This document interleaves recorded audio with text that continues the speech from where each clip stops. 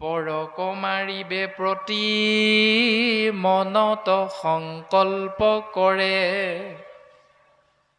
দম্ভ বা মৎসৰ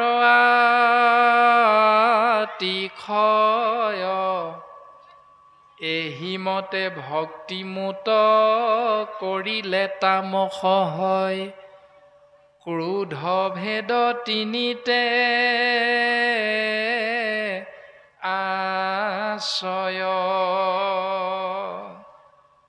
মা পৰক মাৰিবে প্ৰতি মনত সংকল্প কৰে, দম্ভ বা মৎসৰ আতিশয়, এহিমতে ভক্তিমূত কৰিলে তামস হয়, ক্ৰোধ ভেদ তিনিতে আশ্ৰয়। হে মা, এটি জীৱই অন্য এটি জীৱৰ অন্যায় চিন্তা কৰি যি ভাৱনাযুক্ত হৈ মোৰ কথা ভাবে, সেই ভাৱনাযুক্ত ভক্তিভাগীৰ নাম হ'ল তামসিক ভক্তি। মা ইয়াত জীৱৰ কাৰোৰে কল্যাণ নহয়।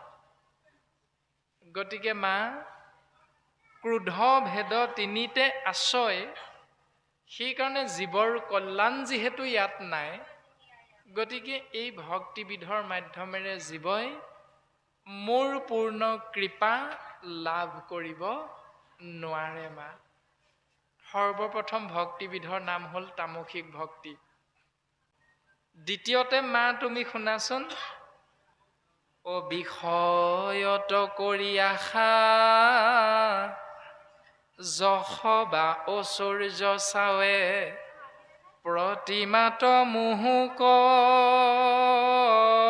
পূজয়, তিনিও প্ৰকাৰ ইটো ৰাজস ভকতি মাত্ৰ, তজুৱাগে কহিলো নিশ্চয়। ২ নম্বৰ ভক্তিবিধৰ নাম হ'ল ৰাজসিক ভক্তি। মা যি জীৱই বিষয় আশা কৰি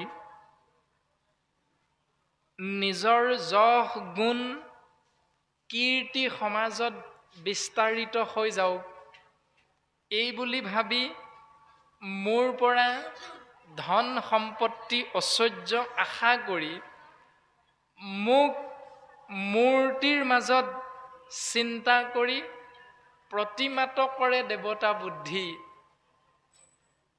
তীৰ্থ বুলি কৰে জলত শুদ্ধি। এই প্ৰতিমাত মূৰ্তিত মোক ঈশ্বৰ বুলি ভাবি যিসকলে মোৰ কৃপা লাভ কৰিম বুলি এই ভাৱনাযুক্ত হৈ দিনে নিশাই সেৱা কৰি থাকে, এই ভক্তিবিধৰ নাম হ'ল তামসিক ভক্তি। মা ৰাজসিক ভক্তি। মা এই ৰাজসিক ভক্তিটো জীৱৰ কল্যাণ সাধন নহয়। পাপ মূৰ শৌক নাশ ভগৱন্ত শৌক প্ৰীতি, নহি অৱশ্যকে বিধি মানি, ই তিনি প্ৰকাৰ ভক্তি কৰিলে সাত্বিক বুলি নিষ্ঠে মই কহিলো বখানি। ৩ নম্বৰ ভক্তিবিধৰ নাম হ'ল সাত্বিক ভক্তি। ইয়াৰ লক্ষণটো কেনেকুৱা? মোৰ পাপটো খণ্ডন কৰি দিয়া প্ৰভু। কিবা এটা পাপ কৰ্ম কৰিলে মনে মনে, কোনেও নেদেখিলে, যিহেতু তেওঁ নামাচাৰ্য নামঘৰীয়া, যিহেতু তেওঁ অনুষ্ঠানৰ সভাপতি সম্পাদক, যিহেতু তেওঁ আসনখন শ্ৰেষ্ঠ আসন, শ্ৰেষ্ঠ আসনখন পায়ো ভুলবশত তেওঁ অজ্ঞানবশত কৰি দিলে কৰ্মটো, বুজি পালে যে এইটো পাপ কৰ্ম। কিন্তু পাপ কৰ্মটো কৰাৰ পাছত ভগৱন্তক চিন্তা কৰিছে, প্ৰভু তুমি মোৰ পাপটো খণ্ডন কৰি দিবা, তুমি মোৰ প্ৰতি কৃপা কৰা প্ৰভু। কোনো বিধি বিধান নীতি নিয়ম নমনাকৈ যিটো নিয়ম পালন কৰিলে সেই নিয়ম ভাৱনা ভক্তিবিধৰ নাম হ'ল সাত্বিক ভক্তি। মা ইয়াতো জীৱৰ কল্যাণ নহয়। এনেধৰণে তামসিক, ৰাজসিক, সাত্বিক এই তিনিও প্ৰকাৰৰ ভক্তিৰ এটি প্ৰকাৰ ভক্তিৰ ৯ প্ৰকাৰ ভাগ হয় বুলি সিদ্ধান্ত দিছে।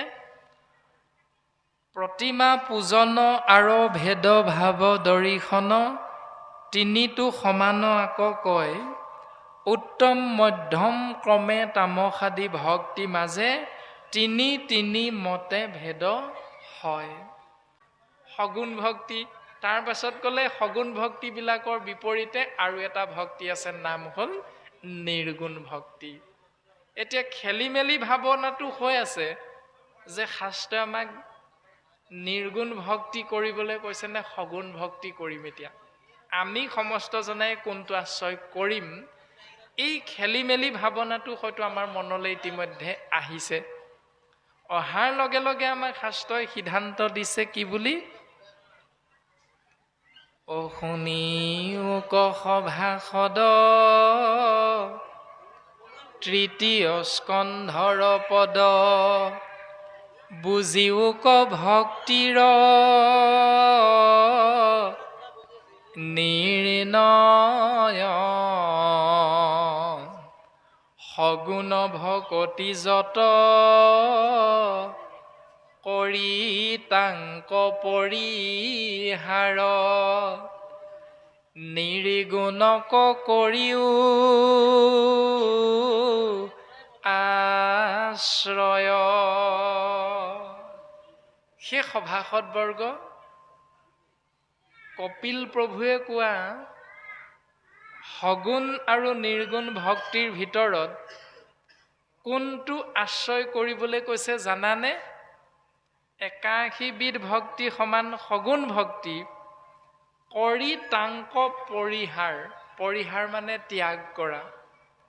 এই ৮১বিধ সগুণ ভক্তি তোমালোকে যদি ইমান দিনে কৰিছা, সেই দত্ত কলিতা শইকীয়া গগৈ বুঢ়াগোহাঁই মহন্ত গোস্বামী শৰ্মা দেৱী, সেই উপাধিধাৰী বাপ আইসকল তোমালোকে যদি কেনেবাকৈ ইয়াৰ এটাও কৰিছা আশ্ৰয়, তেতিয়াহ'লে সগুণ ভক্তি তামসিকেই হওক ৰাজসিকেই হওক সাত্বিকেই হওক, এই সগুণ ভক্তি তোমালোকে ত্যাগ কৰা।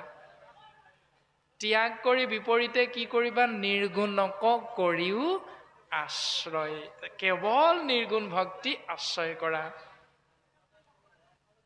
তেতিয়া লাভ কি হ'ব জানা? দেখা কেন কৃপা কৰি আপুনি কহন্ত হৰি ভকতিৰ কৰি নানা ভাগ এতেকে নিৰ্গুণ ভক্তি ধৰিও ক দৃঢ় কৰি তেবে ঈশ্বৰক পাইবা লাগ।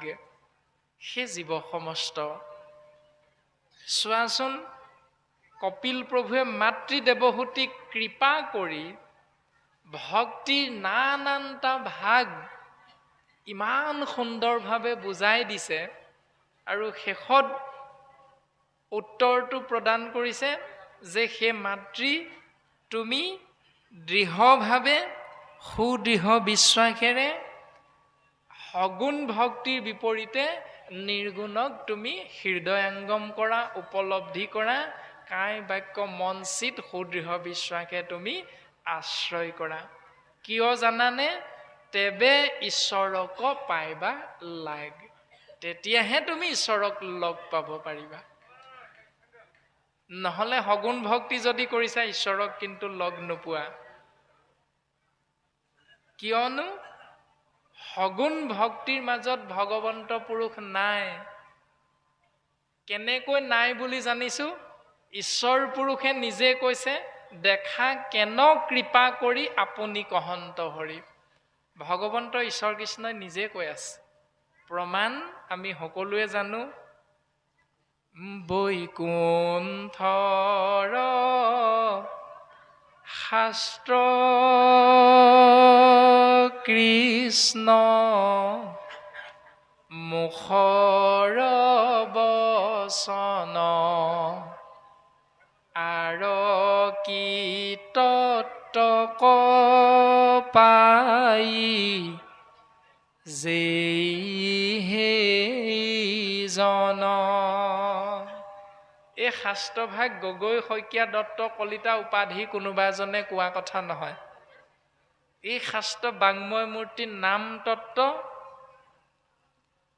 ভগৱন্ত ঈশ্বৰ কৃষ্ণ নিজ মুখে নিজেই কৈ আছে। আপোন নামৰ সংগ নচাৰন্ত হৰি, যে নাম সেই হৰি ভজা নিষ্ট কৰি।